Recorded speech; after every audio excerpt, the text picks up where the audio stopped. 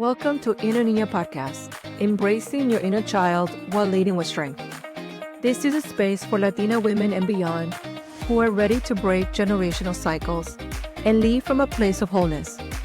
Together, we will reconnect with the little girl inside, the one who dreamed big, felt deeply, and longed to be seen, and honor her as we step in fully into our power. Join me, Maria Benitez, for heartfelt reflections and empowering conversations about identity, healing, culture, and leadership. Each episode invites you to embrace your inner Niña while leading with authenticity, compassion, and courage.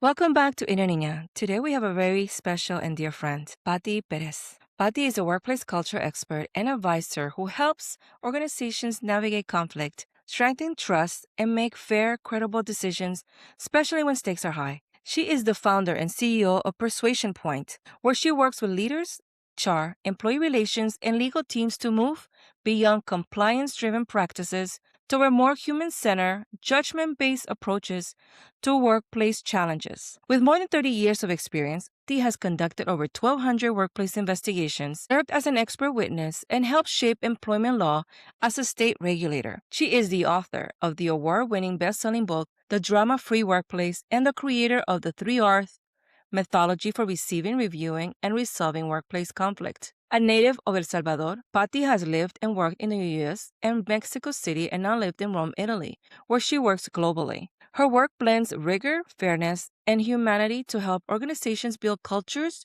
that truly work. Welcome, Patti. Thank you for joining our Inner Niña journey. How are you today, love? I'm doing great. Thank you so much for having me. Thank you for joining us. So our special guest is joining us all the way from Italy.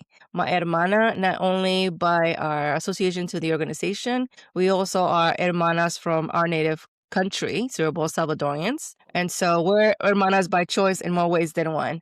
So thank you so much for joining us all the way from beautiful Rome. I know we have a huge time difference. So I want to take an opportunity for you to share your story with our audience, who Patti is and your background. Tell us who Patti is. Sure. All right. Well, I'll try to make it as quick as possible. As you said, I'm now consider myself officially a double immigrant because I'm an immigrant to the United States and now an immigrant to Italy. I do live in Rome as of about 2.5 years ago. But I'll start at the beginning. So I was born in El Salvador, and my family, my two older sisters, one of whom you know very well, were also born there. We also have a little brother. He was born in the United States, so he was the one who came along a little bit later. But when we lived in El Salvador, we have a kind of a interesting and cool immigration story, a family story. My father in 1968, so when I was one, went to the U.S. Embassy to get a tourist visa because his boss at the time, he worked at a factory, wanted him to make a trip up to Chicago to the factory up there to learn how things operated in the United States so he could bring back ideas to El Salvador.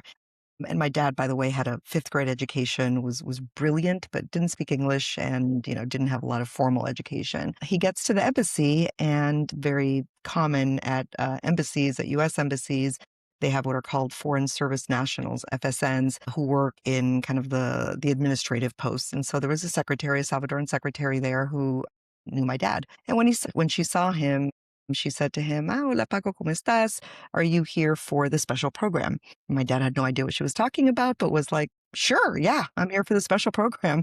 And she said, "Well, then you're in the wrong line." So took him out of the tourist visa line, put him into another line. He didn't know what it was. As it turned out, in 1965, there was a huge change in the way that the U.S. admitted immigrants. And one of the criteria under that new law was immigrants with special talents or special abilities. And so that day, turned out the day that my dad went was the day that they were going to be picking 50 Salvadorans with some level of skill, usually kind of manual labor skill, to become permanent residents. And so my dad went into the embassy thinking that he was going to walk out with a tourist visa, but instead he walked out with a green card. So pretty amazing way to end up as immigrants. He came to the United States, he came to San Francisco, and spent 2 years. Still to this day, I don't know how he was able to do it. Again, limited English skills and limited formal education, but he was able to do all the paperwork required to bring me, my two older sisters, and my mom also as permanent residents. So That's our original immigration story. And the story is obviously a pretty amazing one because had my dad not gotten in the wrong line, our lives would be different. But I also like to tell that story because to me, it's a really important component of my philosophy in life, being we were blessed to come to the United States as legal residents. That doesn't make us better than people who came to the United States in a different way. It just makes us luckier. And I've never forgotten how incredibly blessed we are because of that. So I grew up mostly in Los Angeles. Like I said, my brother was born at one point, so there were four of us in the family. We then moved to Houston, and I then came back to Los Angeles, where I attended UCLA, both for my undergraduate work, and then I stayed at UCLA to go to law school. And one of the things I definitely wanted to share with you that I think you already know this about me and about my family, but certainly with your listeners, is the blessings that I'm talking about that got us to the United States really continued during my childhood and my upbringing. I am so fortunate to come from an amazing family. I really hit the DNA jackpot when it comes to my mom and dad and my siblings. People, don't believe it that my siblings and I don't fight. We actually, support each other, get along, sometimes get on each other's nerves, but truly, truly just absolutely adore each other. And one of the ways that I can compare it, I know the movie's kind of old now, but hopefully your listeners will remember the movie, My Big Fat Greek Wedding. And I always say that if you change the character of Gus to Paco, if you change Greece to El Salvador, and if you change Windex to Vicks Vaporub, that's my family. My dad was such a proud Salvadoran, such a proud Latino that, for example, we could not speak English in the home. We only were allowed to speak Spanish in the home. We watched everything from Siempre el Domingo to El Chavo del Ocho. So we only watched Spanish TV, listened to Spanish music. And my dad had this really Renaissance attitude about how to raise us. He would say that we weren't part Salvadoran and part American. We were 100% Salvadoran and 100% American. And, when we get to later in my life and then you and I chat a little bit more, you'll see how incredible that lesson was because I have a really, really strong sense of belonging. I've never had the sense of no soy ni de allá ni de aquí because my dad raised us to know that soy de allá y también de aquí. And now también de aquí en Italia, like it's the third place. But that idea, that pride that he instilled in us, that wanting to know more about not only our own background, but Latin America and the language and the cultural practices and the food. I just always grew up with this idea that they weren't two different things. I could be both of these things at once, equally proud of my background while also assimilating and being a part of the American culture. So I'll stop there because I think that at least gets us to, the biggest part of my life and my background and how my Salvadoran culture has really influenced my life. Absolutely. I think the takeaway from that and knowing your family, I haven't met your other siblings, but I've met your incredible sister Annie. I love her to death, and your mommy. We got a chance to celebrate Annie's birthday one time here at the wineries, and we try to get together, every so often. Everybody's really busy, but one thing that I do admire when I first met you, and this is how we met. When I joined Mana, the executive director at that time, he's like, I know a pair of Salvadorians that I need to introduce you to. And then I'm like, bring it, show me, because our organization is predominantly Mexicanas here in San Diego. And we were a handful of Salvadorians and we got together and we hit it off really well. We went and had pupusas, why not? So we hit it off really, really well. And one thing that I remember that stood out to me when I first met you is, and you said it, the dynamic between you and Annie and the fact that the three of you guys are so close because your other sister, Annie, is here in San Diego. You are in Italy and your sister, I believe, Texas? Houston, yes. She's in another state. Right. And you guys still connect and you guys are like so close. And that is such a beautiful thing to see. But you also just mentioned that it had to do with how your parents raised you, right? And then the support, the love that you had. And that's very unique. Part of this channel is going through our discovery piece because a lot of us don't have that. We're not blessed to grow up in that family structure that give us a support. It's kind of like where we're doing a little bit of the healing part. You guys had a really strong and healthy foundation from day one, right? And that's really rare, and that is a blessing. I'm glad that you're able to have that, and it shows every time I talk to, whether you or I talk to Annie. And I know Yeah. you mentioned right now you are now, well, you're Salvadorian, American, and now you're reside in Italy. Tell us a little bit how that transition happened. Yeah, yeah. I do also wanna give a plug because, when I was growing up, I talk a lot about my relationship with my dad. I was very, very close to him. Unfortunately, he passed away. And I do think that the relationship that girls and women have with their father is so important. I think it really shapes a lot of who you are. But something I want to say about my mom is that when people say, sometimes jokingly, "My God, I'm becoming my mother," I gotta tell you, man, that's my dream. I wanna be my mother someday. This woman, I've never met anyone who is more faith-filled, non-judgmental, the most non-judgmental woman I've ever met in my life. And so I wanted to give her a plug too, because the influence that my father had was really, really incredible. But my mom is a dynamo and amazing, as are my siblings. So you're right. And thank you for saying that because I do know how lucky we are. We have a siblings chat, and all of us will sometimes have a conversation with a friend who doesn't have the blessing, and we immediately get on the siblings chat to say thank you. We know how lucky we are, and every once in a while we just need to say it again because the fact that we have this connection really is incredible, which does then partly go to your question because it's hard to be away from them. I am 9 hours ahead of West Coast time, so it's difficult to connect. I lived in San Diego. Annie, my mom, and I lived together under the same roof for many years. Then my mom continued to live with me, and Annie lived down the street. So, I mean, we were used to seeing each other all the time. So it has been a tough transition. But the short version is that my husband and I came to Italy on our honeymoon 13 years ago. And like many Americans, we said, "Oh, Italy's beautiful. We should move here someday." But, we thought it was a joke. And then we started coming on vacation every year. And every year we just fell more and more in love with it. The food, the people, the beauty, the art, the architecture, just everything about it. My husband is full Italian American. And so it sort of made sense for him. And when people ask me about, why I have this affinity, all I can say is either maybe I was Italian in a previous life, uh, or there really is a lot of closeness between the cultures in the Latino culture and the Italian culture, the commitment to family. There are lots of aspects that really are very close. Even the language, it's actually been a lot harder than I thought to learn how to speak Italian. I think I'm almost fluent, but it really was just this opportunity. And when it really came to pass was during COVID. Our idea was that maybe we would retire here. One day we thought to ourselves, we're still young enough that we can really enjoy not only Italy, but Europe and travel and be able to really take advantage of this life. But we're also old enough that we're very established in our careers. And during COVID, what we discovered, my husband in particular, is that we could work from anywhere. And there was really just no more reason to feel like we couldn't do the move now. So in November of 2023, we came, both continue.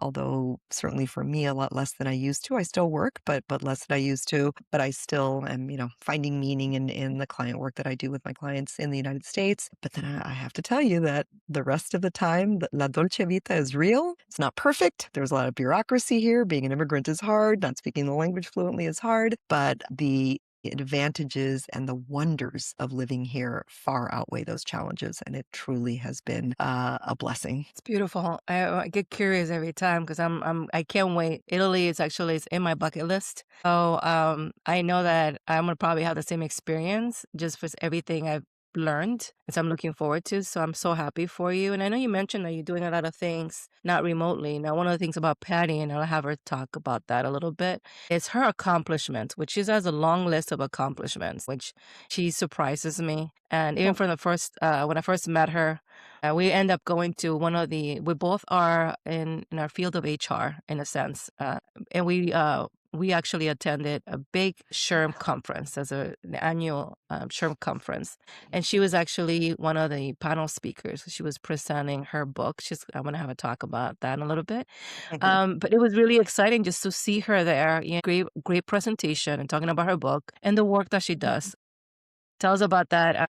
Not only the event, but your accomplishments. So I started out as an attorney, as you said. I went to law school and I went to work at a law firm in San Diego doing employment law. And I always refer to it as workplace drama because it's the easiest way to understand it. And like, as I always say, I am Latina, so chisme, man. Of course, bring it. The idea of workplace drama was fun as long as I wasn't in it. I just, wanted to observe it. So I did. I enjoyed the field, but I really, really just liked being an attorney. It was not where my best talents were being utilized, and I just found it not satisfying. So it was really hard. I remember having a moment where I just thought, maybe I should just go and truly, I wanted to be the ice cream scooper at Baskin Robbins because I thought these people give people happiness in ice cream, and all I'm doing is this job that is kind of miserable. So I say that for your listeners who maybe are in a moment in their career where they're maybe not doing something that aligns with their strengths, with their values, with what they want to do. And by the way, most of my best friends are attorneys. It's not that it's a bad profession. It just really, really wasn't for me. I made it my full-time job to find another career and to really use my legal background. But I knew that nothing was going to come, nobody was going to come knocking at my door offering me new work. I needed to figure it out on my own. So after my work as a lawyer, I lived in Mexico City actually for a couple of years. And it's the first time that I did work that required a legal background, but that wasn't as a lawyer. And it was pretty great to use my skills in a different way. I then moved to Washington, D.C. for 2 years, and it was actually my first HR job. And it was fascinating. It was actually the first time I tell people that the difference between being an employment lawyer and being in HR is that when you're an employment lawyer, you say to the client, no, Maria, you should really fire that person. But when you're in HR, you actually have to fire that person. And so it was, baptism by fire that I had to learn that doing the job is hard, but it really, really was such a wonderful period of learning for me where I learned I headed up an HR department that covered all of the roles in HR. I had a staff. I also served as an in-house legal counsel. And this was all in DC, so very, very exciting. When we got back to San Diego, my son then was 2 years old. I knew I didn't want to be a lawyer anymore. Working at a law firm was not an option. But the other positions that were possible for me at the time was to be a VP of HR. And while that sounded great and it would have been glamorous and wonderful, it would have required me to travel and to really not dedicate the time to my son that I needed to. And I'll share a story with you because it relates to this. And again, for your listeners, I hope it's helpful. When I was still in law school, I remember going to an event, a lawyer's event, and there was a woman there who I knew not that well. She was older than me. She had just had a baby and she had been a partner at a law firm and had just opened her own firm and asked her how it was going. And she said something to me that I've since heard a lot of women, professional women say. She said, Patty, when I'm at home, I feel like I'm a terrible attorney. And when I'm at work, I feel like I'm a terrible mom. And I can't tell you how much that changed my perspective. She probably doesn't even remember she said this to me. It had such an effect on me because I was probably, I don't know, 21, 22 years old. Wasn't married yet, obviously, didn't have kids yet. But I remember thinking to myself, if I die and my tombstone says, you know, Patty was a mediocre lawyer, what are you going to do? But if my tombstone says Patty was a mediocre mom, if my tombstone says Patty was a mediocre daughter, was a mediocre sister, a mediocre wife, or a mediocre friend, I have not fulfilled my life's ambitions. And that moment really changed my ability to see my priorities really clearly, to know that my family in particular, eventually my son in particular, but even honestly my friendships, the connections that I have were always going to be more important to me than my work.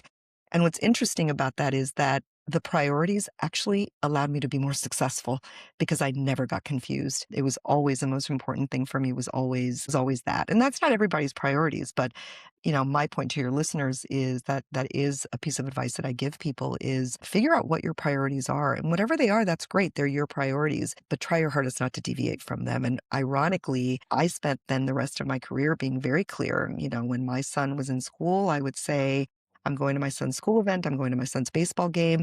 I remember saying to my partners at a law firm, my son is now a senior in high school and I know he's going away to college. So you're not going to see me very much this year. When my mom was ill, I said, I'm going to go spend a week with her in the hospital and you're not going to see me. And something really interesting happened. I wrote about it in an article that I called Lean In con Sabor because I really wanted to empower not just Latinas, but women to be okay with that. I never shied away from saying, I'm very good at what I do. I'm very smart. I'm very capable, but this is not my number one priority. And the funny thing is, it didn't affect my career. I still became incredibly successful. So I opened up that first company, and then that got acquired. I now have opened up my second company, and I also wanted to share that because I know for a lot of women, and especially Latino women and African American women, we almost always constitute the largest percentage of businesses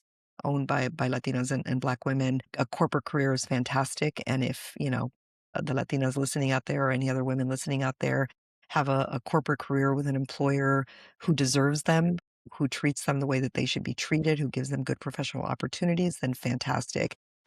I gave corporate America a try several times.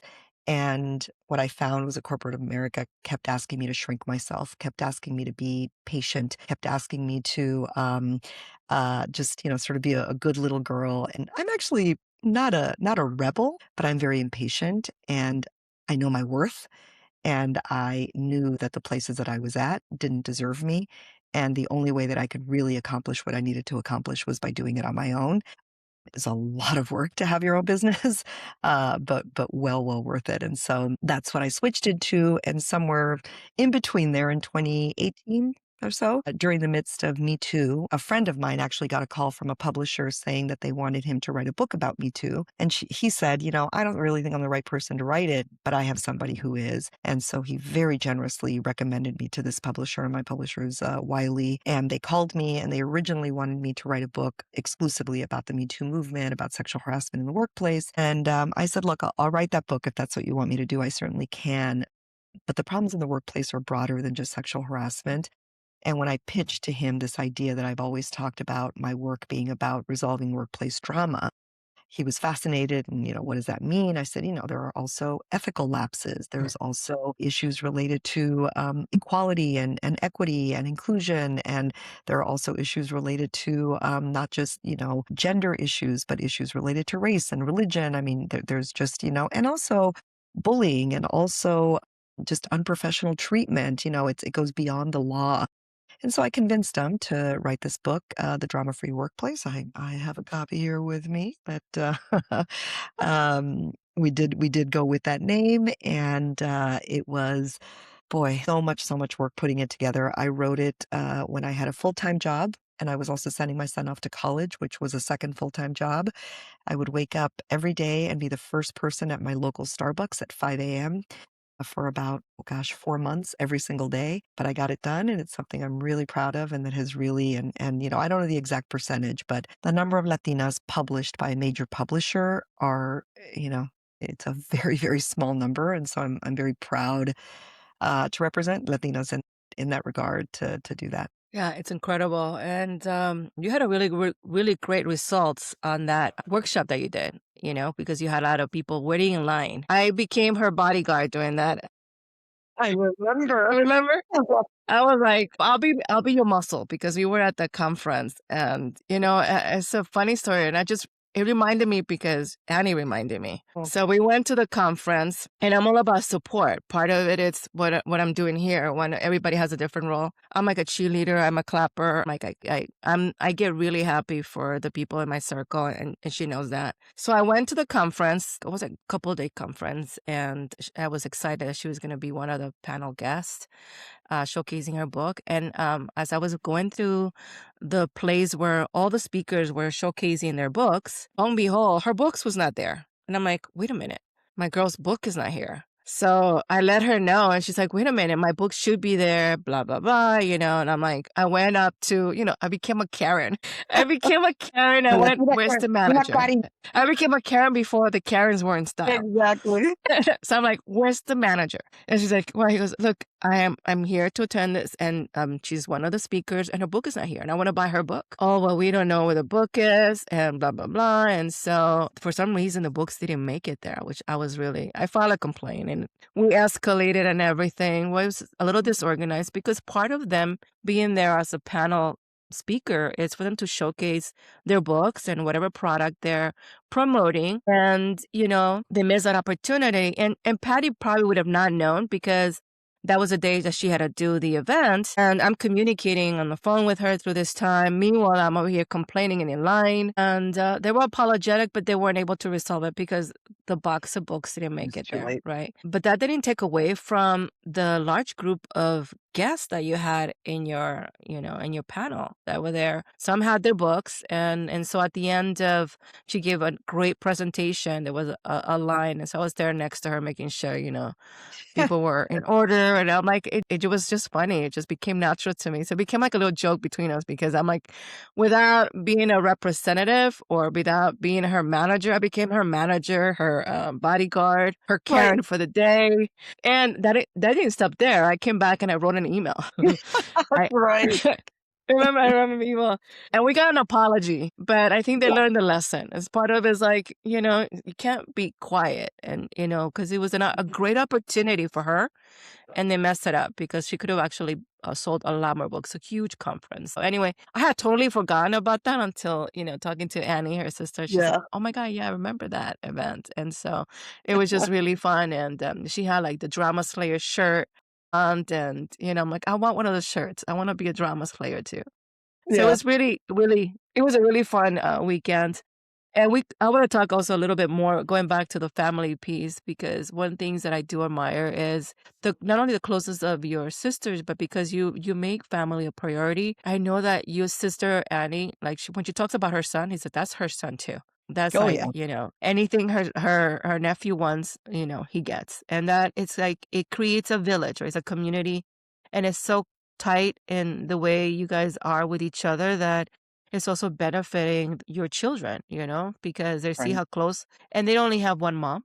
Like your kids have two moms, right? Because Yeah. the sisters are very involved in whatever they do, even though they might be long distance. And just hearing you guys when you guys are talking, I'm like, I wish I had that. I wish I had that. I wish I have that, but I don't. But Yeah. it's glad that you shared. Another thing that you mentioned, and I don't know how comfortable you are talking about that because you talked about not settling when you realize that the law was not your forte, right? Or going into a corporate America and you realize you were being devalued and it wasn't you were trying they were trying to get you to conform, and you're like, yeah, that's not me. And you're not into settling. And that's been also part of your journey in life, because it's not only on a business part that you don't settle. You know your worth even as a woman. And I've talked to you when we had this conversation. It's really impressive. And if you want to share about that, because we have young girls that are going through life and they're trying to figure out, should I continue in this relationship? Should I just, whatever relationship that be, whether with a toxic situation, or they value themselves and say, you know what, I'm worth more than that. I need to walk away from that. Are you comfortable talking a little bit about your story? Yeah, yeah, sure. And they do go together. I mean, I'm very lucky that I always say I was born sassy, and my parents thankfully nurtured that sassiness. I've never felt in any way confined. I wasn't, asked to make myself smaller by my family. I've always kind of been, well, actually, both Annie and I are the family clowns, but we, we always have felt very comfortable sort of being our true, authentic selves. So I got married when I was 27, so not even super young, I think at a very appropriate age. He is my son's father. He and I actually have a really great post-divorce relationship, a very good co-parenting relationship. We were not meant to be together romantically, and there were definitely things in the marriage that made it very clear that was the. What I told myself that actually really made it easy. I come from a family whose parents were married till death did them part. I'm Catholic. I believe in marriage very strongly, and so the idea of divorce for me was really difficult. I also never fail at anything, and so it was also this sort of psychological component that I always succeed at things, and so how is this going to happen? So it was a really difficult decision. I also, not as much as other people, but this idea of kind of, wanting to stay together for the kids sort of crossed my mind. I mean, I knew that I certainly wouldn't stay in a marriage that was terrible simply for the children, because I was smart enough to know that that would actually be terrible for the children if you're not in a good marriage. But let me share this with you, because this is really for me a turning point, and I hope it's helpful to your listeners. I study a lot of psychology. I am not a psychologist professionally, but I study a lot of psychology in the workplace. I study human behavior, what motivates people to behave certain ways, why do we make certain decisions, etc. And one of the things I became very aware of is that, we are taught in life as human beings that when you get to a fork in the road, there's a good choice and there's a bad choice. And so we're conditioned to not take the bad road, take the good road. And that's great. What I realized when I was getting divorced was, or when I was making the decision about whether or not to divorce, was I didn't have a good option. I was at that crossroad, but my options were bad or worse. It was bad to get divorced. It was worse to stay married. And that for me really changed things because I thought, I think I've been resisting because getting divorced seems so bad, but I haven't focused on, but staying married at this point is worse. The environment that I'm creating for my son, especially given the way that I grew up, is not, what I want it to be. And I'm never going to have it. I didn't end up having a marriage like my parents, wasn't going to be able to replicate that. So what can I do now that I am here? I'm a very, very practical person. This is where I am and this is my reality. What's most important? And I even started thinking back, what is it about my parents? Yes, I grew up in a very stable environment because of their marriage. I grew up in a very, an environment where I had a lot of security as a result of who they were. By the way, we were also very, very poor. We're, working class immigrants. And so there was some insecurity in that sense, but inside our house, it was always very secure.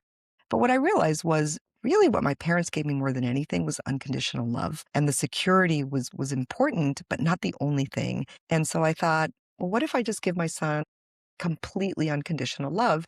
And despite the problems that my ex-husband and I had in the marriage, I knew that he would always give our son unconditional love as a father as well. And in fact, I knew that we would both be better parents if we were no longer together because we wouldn't be wasting our energy and trying to make this marriage work that really was broken. And so it was all those decisions. And for me, the biggest decision came down to, would I have preferred not to have gotten divorced? Well, sure. None of us go into marriage thinking that it's going to not work. And I did give it a try for maybe even longer than I should have. My philosophy was, I need to be able to look my son in the eye and tell him that I tried everything to make this marriage work. I needed to be sure that that was the case. And with that, I was able to feel no guilt, regrets. I look back and again, was it my number one choice? No, of course not. The other thing that time period really helped me to develop was I talk a lot about kind of the script of our life. And I think to myself, if at age 20 or 25, I'd written older me a letter, it certainly would not have said, you're going to get divorced. That was not in my game plan. But I started thinking, the script of our life is really in our hands in large part. Some things are handed to us and it's not things we asked for. There might be an illness. There might be a bad family member. There might be a civil war. A lot of things can happen that are out of our control, but there are a lot of things that are in our control. And I remember thinking, it's true that the letter that I would have written older me wouldn't have said you got divorced. But you know what it also wouldn't have said? Wouldn't have said you wrote a book. It wouldn't have said you will find insane happiness in your second marriage. It wouldn't have said you will have an amazing kid and then have the blessing of 2 additional bonus children. It wouldn't have said that I would have started and succeeded at 2 companies. It wouldn't have said that I was going to eventually move to the most beautiful city I've ever seen in my life. And so to me, a lot of it, and again, it kind of goes back to my study in psychology, is about reframing things that, it doesn't mean that it wasn't super painful to get divorced. I went through it. I forgave, my ex-husband. I forgave other people who needed forgiving. And I did that because that was the best thing I could do for my son, because I needed to make myself whole again in order to be able to move forward. For, 7 years until I met my now husband, I was the sole financial provider for myself, for my son, and for my mom. And so I needed to be complete. I needed to be intact. I needed to have every part of me working on all cylinders in order to be able to make that work. And so, people would say to me during that time period, gosh, you're so kind, you're a good Catholic because you've forgiven. And I would take the compliment and I would say, I am, I am a good person and I have done it. There's also a component that is selfish, and I mean that in a very positive way. I think we've made the word selfish dirty when I don't think it is. Being selfish means you take care of yourself so that you can take care of those around you who you love. And I will take that any day over being a doormat who, kind of allows myself to be treated in a way that I know I don't deserve. Very blessed by now that you've heard my story. This doesn't happen in a vacuum. It happens because I have a family who really gave me the security, gave me, I always know that I have a home to go to. I know that I'll never be homeless because Annie and my brother Eddie and my sister Margie and I will rent an apartment together if that's what's necessary. Like, we have the sense of security. And so I don't talk about my path to be like, oh, it was easy. It was not. I also don't talk about it without appreciating the things that I had in my life that made it possible.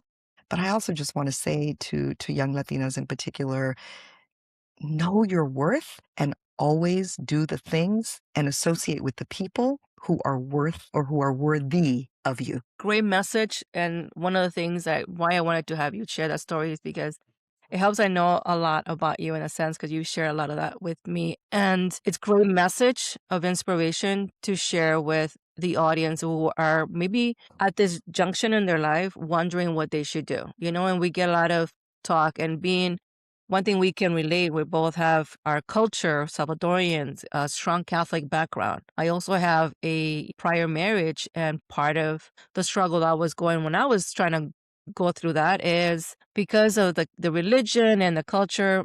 My family were telling me stick with it. It's okay if he does that. It's a guy thing, and I'm like, no, they weren't seeing my worth. I saw my worth. I realized I deserved better. I deserved more. And so that's kind of like the message I want to kind of just share because you and I share that, and you're like, I want to be, and you say selfish. I use that as well as not as a negative, but as a positive. I need to put myself first because for the entire life prior to just like recently, I was concerned about other people, putting people first, but I wasn't fulfilling myself. I wasn't fulfilling my cup. And then to your point, when you sit back and retrospect, what would you tell, going back when you were younger? You wouldn't be the Patty that you are right now had you made the safe choices. If you'd have stayed the course, knowing that it wasn't fulfilling, it wasn't making you happy, you wouldn't be able to do all the things that you've been able to accomplish had you stayed safe in that platform, right? So that's kind of the message when I talk to the girls, the young girls that are just entering their journey. There's going to be some hardship that you're going to find, but the hardship that you find on the road is part of your building block to Right. polish to make you who you're supposed to be. So the roads, it's a fork in the road, right? Sometimes you're like, which road do you want to? Sometimes the one that is full of flowers, it's not going to get you where you need to be in life. It is the one that looks really crappy with thorns and everything that we have to go through that gets us to the finish line. You'll be like, why do you know that I'm going to be here because of that? And that's a perfect example to your story, right? And I'm like, I'm really glad I got a chance because we got a chance to sit and talk. I mean, last time I saw her, we went to hang out at Little Italy, which I think was like kind of projecting where she was heading. Oh, We yeah. had Yeah. some fun with her husband. And I remember I had just had an event and I had like a trunk full of pupusas left over from an event. I'm like, here, 20 pupusas, take some. Because, I had leftover. And being around her and her sister is never a dull moment. They will have you laughing, dancing, and it's just the energy is just amazing. And I wish you were here closer because if you were here closer, you and I will be doing a lot of things on the weekend and hanging out, and you We'll full come of to energy. Rome. It's in my bucket list. So if God willing, it's in my manifest, board. Yeah. That and Turkey. So those two places. Turkey just became a list of my manifestation board because I got hooked in this Turkey novela. I'm like, Yeah. have you know which one I'm talking about? No, I don't, but One I know they're very popular. I'm like, there's one, I don't understand what they're saying. Everything is like I'm reading a book because everything's subtitled. I'm like, oh my God, those places look beautiful. And my mom is watching the same novela in Spanish and I'm watching it on online and with English subtitles. And I'm trying to share my mom. I'm not into novelas, but I love when I travel, I love the architecture. I like watching. And then Italy's one that's always been my love since I was little because the history. So Yeah. that's been my number one. And so, God willing, hopefully that makes it happen sometime this year, but we'll see. And if I am, I'm like, hey, Patty, I'm here. Oh, Let's of go have some course. pasta and Better. wine. Better. So one of the things I was, we've been fortunate, like when I started this podcast, is I have my hermanas who've been encouraging me. We all have a gift. And like I said, I like to clap and cheer and, promote. I'm using this platform to promote the incredible Latinas. And I was talking to somebody yesterday. I said, when I launched this podcast, because I was encouraged by hermanas to just do it. And I'm taught myself how to do it. And it's labor of love, still work in progress. But I'm like, I have a big backyard of incredible badass Latinas that I know that just happen to be my hermanas from the organization. And I want to give them a platform for them to share their amazing stories, because every time we're in a room together, I'm like a little girl in that room. I'm like, oh my God, I'm a fan. I'm like, oh my God. And Patty's an example. I like the law. She's an attorney. We're both in HR. She's doing all these things. And I'm like, I want to grow up and be like her. It might be a little bit too late right now for that, but No, never, never. you're an inspiration. We talked about you have a book. My thing in the list right now, and I'm working on it, is to write my own book. Because as I mentioned, we have a lot of us that have a story to tell, and it's important for us to share it. Mm, And there's not enough Latina authors, and we would like to change that. right. So I have this platform, and I want to make sure I give everybody the opportunity to share, and then keep that as a timetable, like a capsule that people can look back and review and say, oh, I didn't know that. And surround yourself with people that are going to inspire you. And I'm talking to you, and I'm like, I'm always inspired. I was inspired when I met you, because I'm like, oh my God, how are you doing this? And I pick your brain a lot when we were talking. And I'm like, how did you do that? And I'm always amazed. And I learn something new every time I talk to you. But how we started was through this organization that we became part of, and we instantly became hermanas outside the organization. But when I started, you and Annie were already active. How did you get involved with Mana de San Diego? What appealed to you? So I'm one of the OGs. I graduated law school in 1992, so long ago. And I moved to San Diego right after graduation. And very shortly, might have even been that same year, I don't remember how I discovered the organization, but Olivia Puentes Reynolds was the president at the time. And I want to say that the entire membership was maybe like 50 women. It was a really small organization. Our first brindis, I think, was like at a bar or a restaurant somewhere where we just, did a brindis and that was it. And so it was a long, long time ago. I'd always been interested in, again, I was always very proud of my heritage. What I liked about Mana was a couple of things. I was involved in La Raza Lawyers, and that was great. But as I mentioned, I didn't really like being a lawyer. There was a women's law group called Lawyers Club, which actually now is really a great organization. At the time when I first graduated from law school, it was an organization made up of women that I didn't really have a lot in common with. And so that really didn't resonate with me. What I loved about Mana was that it combined my intersectionality of being both a woman and a Latina, that it was professional, kind of badass women, but not lawyers. And so the combination of being able to, and you made this point earlier, when we moved to the United States, I actually did this research. When we came to the United States in 1971, there were approximately 5,000 Salvadoreños in the United States. We came very early. We came a decade before the vast majority of Salvadorans came to the United States. And so I have always been very comfortable in circles made up mostly of Mexican Americans. There is something, though, about, finding somebody who you can relate to on an even deeper level. But I also like the idea of joining a group that, although it was made up primarily of Mexican American women, they were, it was a Latina group. It was for women of all backgrounds.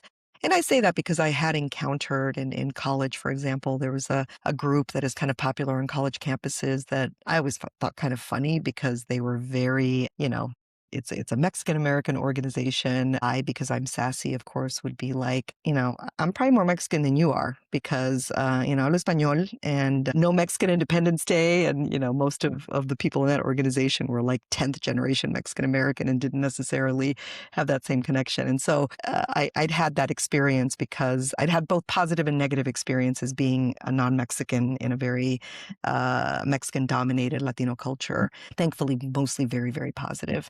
And I just found this group that was so welcoming. And then when Annie came to live in San Diego, I kind of passed the baton to her. By that point, I'd had my son, was as I mentioned earlier, the sole financial provider. So I really had to focus on my work.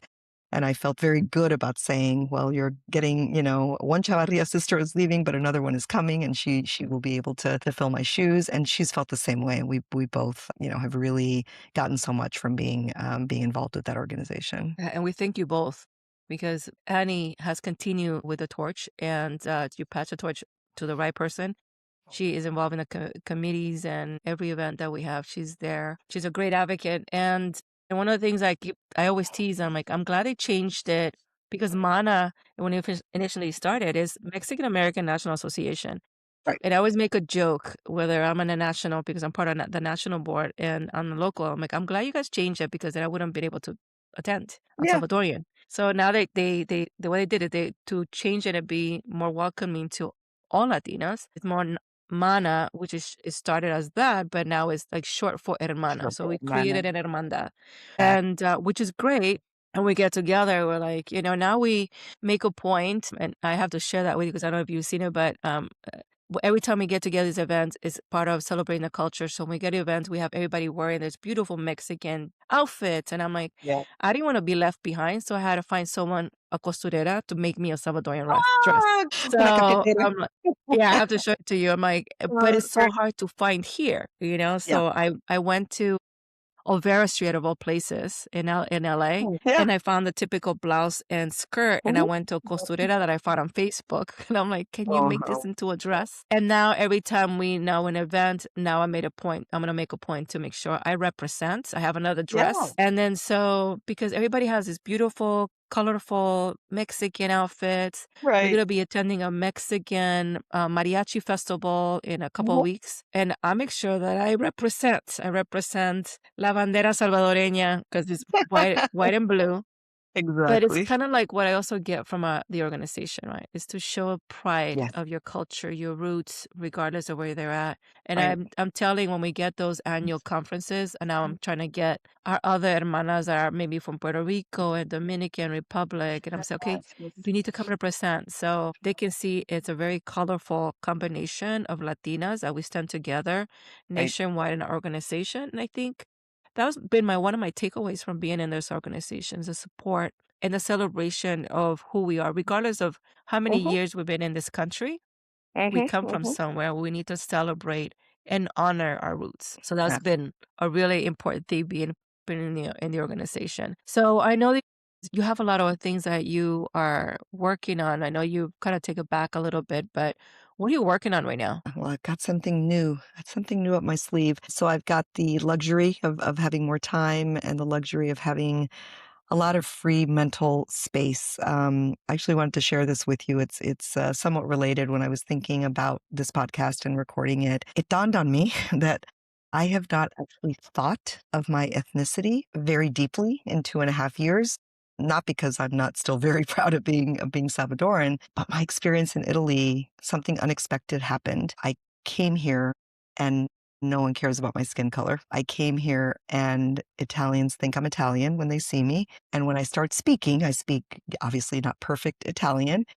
They find out that I'm from the US and they are Americana, que bello. And I'm like, oh my goodness, I'm a welcomed immigrant. That's so cool. And they're like, but you speak Spanish, because I speak Italian with a Spanish accent. And I say, yeah, I do speak Spanish. I'm originally from El Salvador. El Salvador, que bello. And I'm like, have you been there? They're like, no, but we love Latin American music and culture and Wow. food. And I have to tell you that initially it was psychologically weird because, Salvadoran immigrants in the United States for the last 10 years, the media has not portrayed us in the most favorable light. The last time I'll share this with you. The last time I was in the United States was September of last year, 2025, and I was flying LA, Denver, and then my flight from Denver was directly to Rome. And for reasons I will never understand, there were ICE agents there, and I walked through the jetway. And I have not thought about my race. I have not thought about my ethnicity. I don't ever think about getting racially profiled. Like, that is just completely out of my mind now. And I walked in and I saw them and I immediately knew I was going to get stopped. And of course I got stopped. Got asked for my passport. I got asked really stupid questions. How much money was I bringing back? And then the guy had the audacity to say, actually what he said was, what are you doing in Rome? I said, I live there. And he said, "Oh, what's that like?" And I said, "Way better than living here." Again, because I'm sassy. He didn't quite understand me. He was like, "Oh, yeah, it's beautiful there."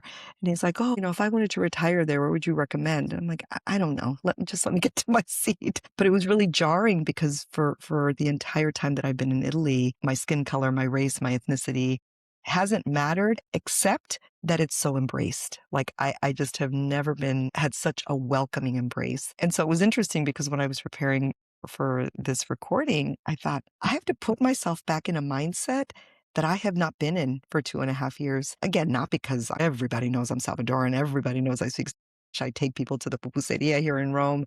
So it's not that, but it's not something that is on my mind all the time, if that makes sense. Yeah. And so it was interesting to prepare for this. Anyway, because I have the luxury of time, in part because my brain is not busy with having to worry about some of the issues that are going on in the United States, I have made a decision that in addition to my work and in addition to living La Dolce Vita, I've always had a fascination with academic research, and I feel cheated because I did not like law school, and I'm a complete nerd who really wanted to have graduate studies. And so I'm applying for doctoral programs to do some academic research on some of the topics that I cover in my book, to supplement my experience with empirical evidence that, really backs up many of the things that I train leaders on. And it's inevitably gonna help me in my work. That's not why I'm doing it. I'm doing it for me. I'm doing it because I've always had this nerdy dream to do this academic research. And so that's what I'm up to right now is I'm in the middle of the application process to see where I'll do these studies. Nice. Well, congratulations. Another notch under your belt. Dr. Perez. And you're probably gonna give her like a little like sassy title, because you are Probably. sassy, which is what I love about you. You're unapologetic, and that's kind of like the great message to share to our girls, right? One of the things I admire about you, you came here really little, and you didn't get to see a lot of the stuff that we came like many years apart. We talked about is like I had to witness the war, and that was a different experience for me. But because you were little, you didn't get to see a lot of stuff, but you get to see other things because you came so early. And I'm sure being like the fresh batch of Salvadorians, right?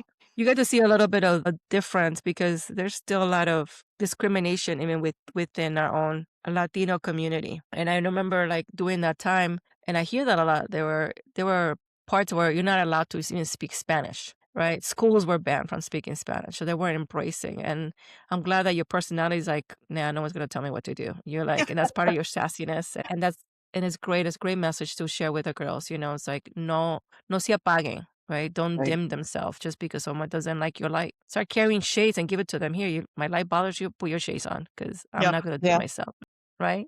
That So actually that's really reminds me of my dad. I keep saying, my Italian's pretty good, but the reason it's good is because no tengo miedo. Like, I will just speak, and if it's wrong, I don't care. I just wanna communicate.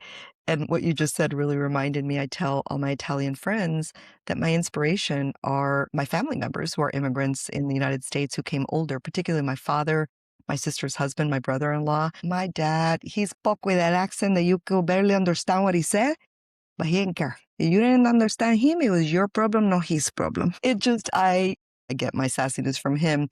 And it is. I mean, I really both by being encouraged to be myself by my parents, but also by observing them. That my dad was like, look, I started learning English in my 40s.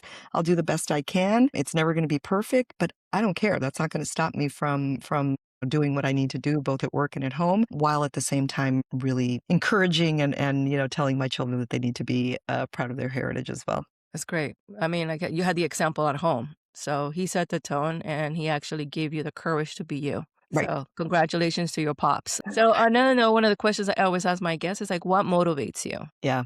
Well, you're not going to be surprised by my answer, which is I don't really answer the question of what motivates me, but who motivates me. And it absolutely is the memory of my father, very, very much. I still make decisions based on whether or not he would be proud of me. And he died 30 years ago. And so to this day, he was such a huge influence in our life. My mom, oh my God, she is, you've met her. She is a little dynamo. She is hilarious. My friends call me sometimes just to get, Niña Mari wisdom. Like she is just this, without even trying, she will say things that you're like, damn, that was deep, and she's such a font of tranquility and wisdom that I just, hope to tap into that. And she absolutely motivates me.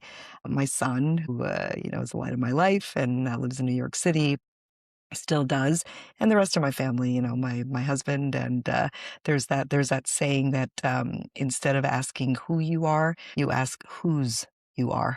And to me, that really, my motivation is always remembering whose I am. Well, you're blessed to have a really close and beautiful circle around you that helps you support. And that shows a lot, in the people that you surround yourself. So I'm glad to And I see do want that. to give a plug, like I did, earlier for my mom. Girls who are listening, marry a man who is worthy of you. Marry a man who embraces every part of you. When I look over at my husband, when I'm being my goofy, crazy self, when I'm dancing at a party, when I'm karaokeing, when I'm pretty crazy, and I see his face where he is just like, that's my woman. There's nothing better than having, that sense of security, that sense of love, but that sense of awe that he has that, I did not settle for being with someone who just tolerated me. I am with someone who celebrates me and, girls, find yourself someone like that. Amen. A great message. I think this is a great message. You've had a lot of great advice. And I'm glad that you're sharing that because a lot of girls are trying to find their ways.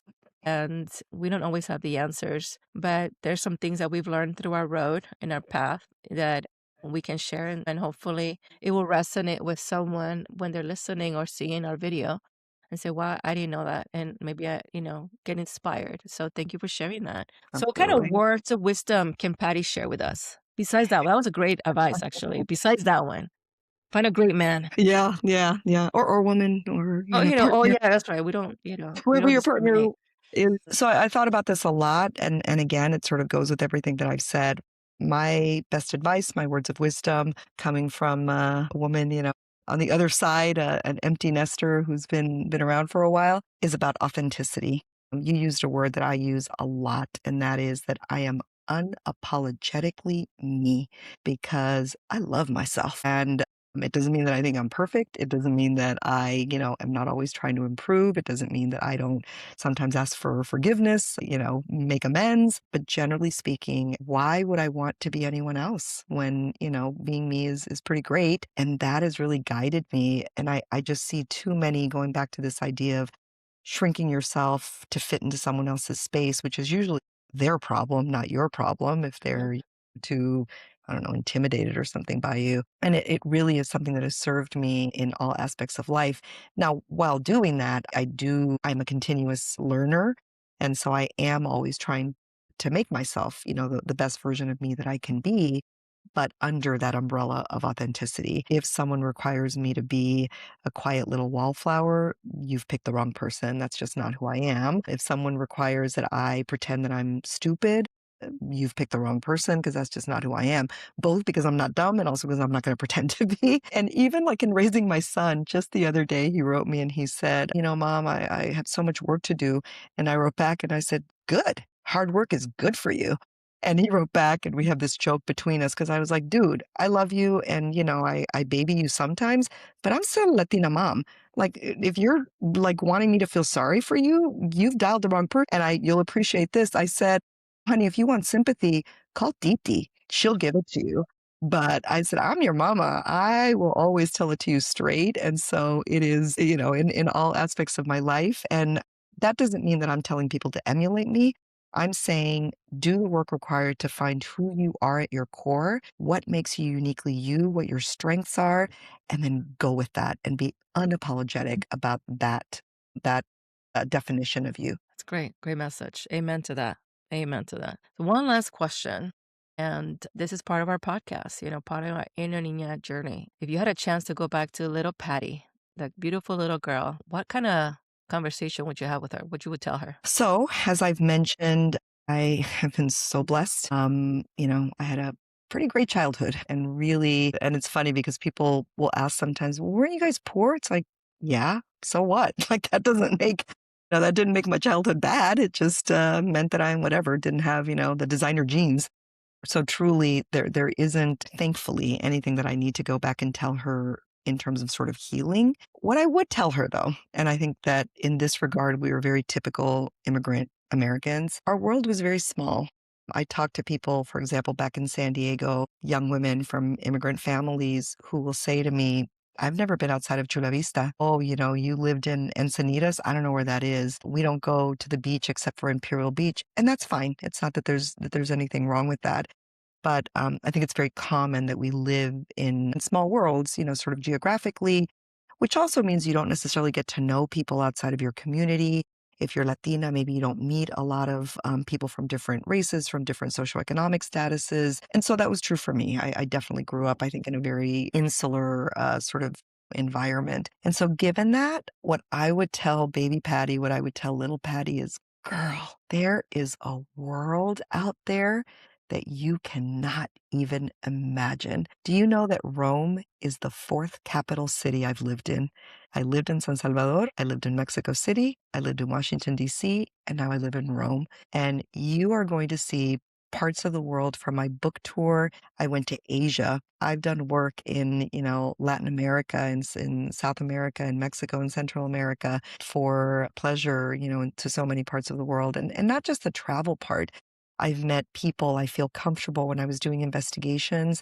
I felt just as comfortable talking to the factory line worker in Spanish as I did the CEO of, a Fortune 100 company who comes from a $1 million family. And so I think that's what I would just tell myself is you don't know this yet, but this big, big, giant world is going to open up to you. And, it's going to be a cool. Well, you're a role model, and I'm glad you're sharing your story with us. I'm inspired, and I'm always inspired when I talk to you because you're doing a lot of things in the same line of work that I do, and the fact that we have the culture that we kind of collaborate.